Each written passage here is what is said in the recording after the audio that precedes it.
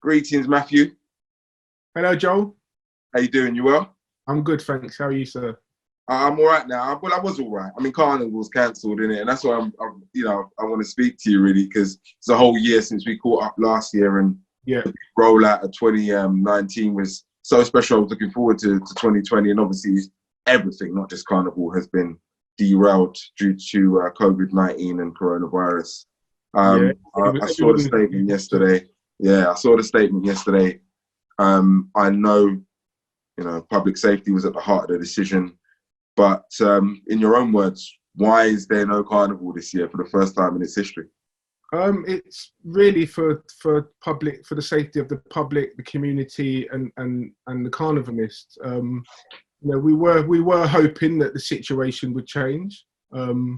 We've known about this actually from an organisation point of view. We've actually been discussing this from early January. And there's been a lot of conversations that we've been having with various partners and stakeholders, as well as the Carnival community, who we've been liaising with and talking to, both by email communications and one-to-one conversations, just seeing where people are at and their feelings about it. The cancellation of Carnival was such a momentous thing, and I'd like to retract that. It's not really cancelling Carnival, because we're determined that the essence of Carnival will be celebrated. It will be in a different way that we know and love, but it's important that that weekend, the bank holiday weekend of August, we celebrate the reasons for Carnival. We want to take that opportunity to kind of and this opportunity in the coming months to educate people about the history of Carnival, to start, making people more aware of the Carnival pioneers. We've got some really fantastic people still amongst us that have created Carnival, and not as many people as I would like know their names or know their stories. We want to take that opportunity to help to get the message out there for people to understand, the reasons for Carnival, its history, why it is, and it's for all of those very important reasons that it wasn't a decision that we could just take very lightly. Also, without making sure we put in a lot of other things in place in the background to protect the future of Carnival.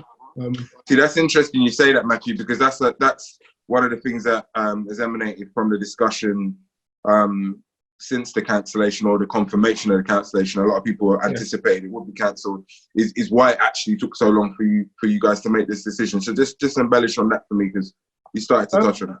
Well, the reason why it took so long is because there's, Carnival has so many moving parts to it, on every level. For instance, sometimes people ask me why there's not an artistic director for Carnival. There is an artistic director for Carnival. There's 125 of them, because every sound system leader, still band leader, masquerade band, the calypsonians, the live musicians, the DJs, these are all the artistic directors of Carnival.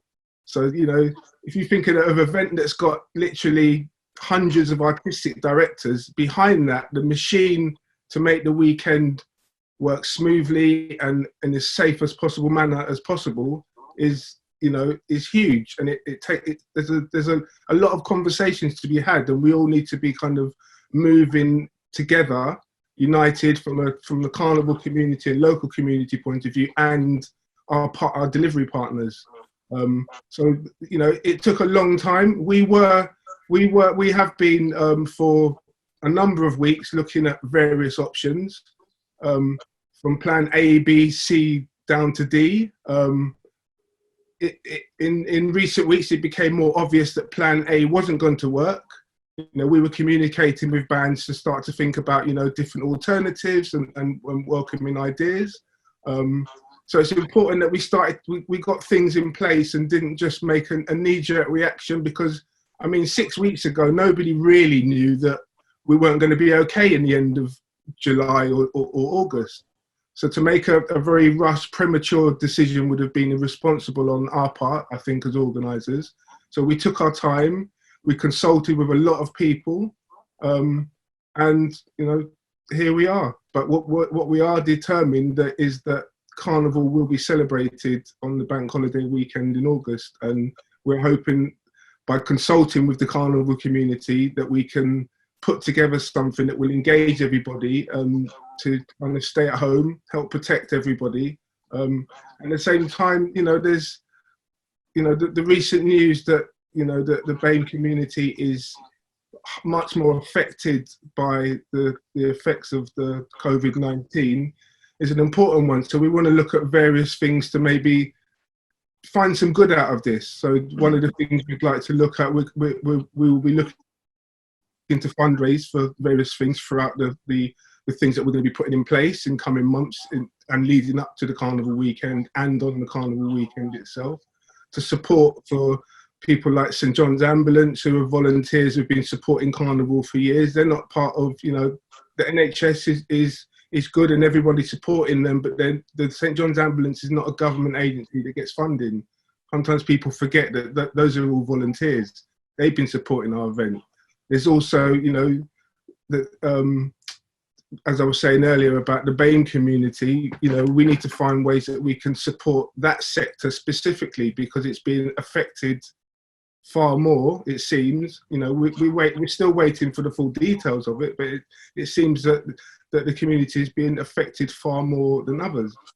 And there's also, our partners and families and friends around the world, the Caribbean, the whole world is suffering with this. And, we need to look at ways to kind of highlight these things and see what we can do leading up to this, both celebrating carnival and hopefully we will be trying to fundraise for certain things along the way. Matthew, you're a carnival original. You've been involved in some shape or form since the beginning. I'm not that old. Well, I was just going to take a couple my of years beginning.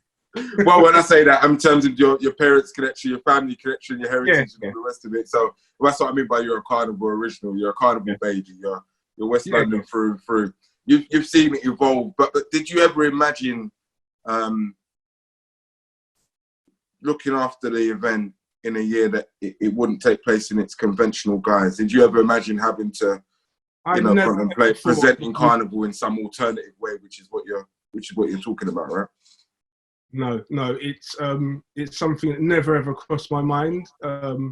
Like other people, I'm sure people have thought, is it possible to not have a carnival? And I, up until, a couple of months ago, would have said absolutely not. Carnival will always happen.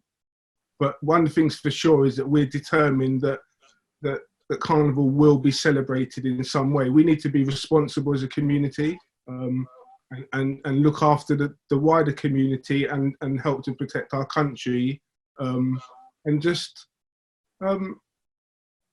find ways of making sure that we, I'm very positive and hopeful that a lot of good can come out of this, and it can stand us in good stead to come back stronger on the streets in 2021, with an even better carnival than we've ever had. Carnival is always evolving, for me, it's always getting better, but, now we can take time as a carnival community and just assess the past 54 years and look to the next 54 years. Matthew, you've talked about the health and safety issue, and I totally get that and understand. I think most people would. The financial implications, like just give an idea for those who don't know of the type of stakeholders that are involved, because I know that there was a move to incorporate some more tier one commercial partners and just kind of expand on the reach of carnival in a commercial sense. So talk about the impact that's had on that, the cancellations had on that, and just, in terms of the loss to London, because a few years ago we ran on the front page of The Voice, the financial value that carnival brings to London as a whole. It's not going to happen this year. So really kind of give us some insight on, the financial impact of not hosting an annual carnival. The impact is widespread from the individual bands and sound systems, especially those mass bands that have been that have already launched Carnival 2020 and have started to prepare costumes. There's impact on people that were going to have stalls at Carnival. The impact is wide, and everybody is now thinking of what they're going to do and how they can. The support has been immense in the last in the last 24 hours. Everybody is fully behind us in terms of, how can we still celebrate, the reasons for Carnival. It's going to be tough because there isn't, some organisations within Carnival are lucky enough to get sponsors. That's not really going to be the case this year. It may be, I'm hopeful that in the coming days people will see this as an opportunity that actually, maybe Notting Hill Carnival this year can be worldwide. We can reach worldwide, get everybody to take part in it, because normally on a carnival weekend, the eyes of the world are on Notting Hill Carnival. It's a huge event with it's a very significant event for us in the community as well. So I think the possibilities are going to be great coming up in the next few weeks and months, and I think we can do something really good. I think in terms of the loss to London's economy, that's a wider thing, and that's a whole nother debate. Because there are some people that that don't really agree with that. I think that the last study was done probably, I think it was more than 16 years ago. So it's probably time that something is done to kind of bring that up to date and assess the situation. But without a doubt, it's going to have, just like COVID-19 is having an effect on every walk of life. It's had a devastating impact in terms of everything's just. There's been a lot of uncertainty for everybody, and kind of almost business has almost come to a stop. So the financial implications for the wider community and the carnival community is, it's going to take a while to kind of work out exactly, who's going to be able to pull through this. There's no carnivals in the Caribbean. There's no carnivals anywhere, Matthew. So Notting Hill's not alone. What we do want to know though is that next year it's happening, right? We're not going to be. This isn't going to set a precedent. This isn't going to be.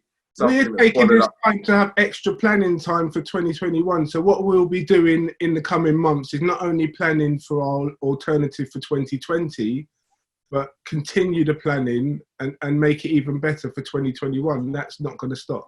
And we've got all our partners on board who will be supporting us with that.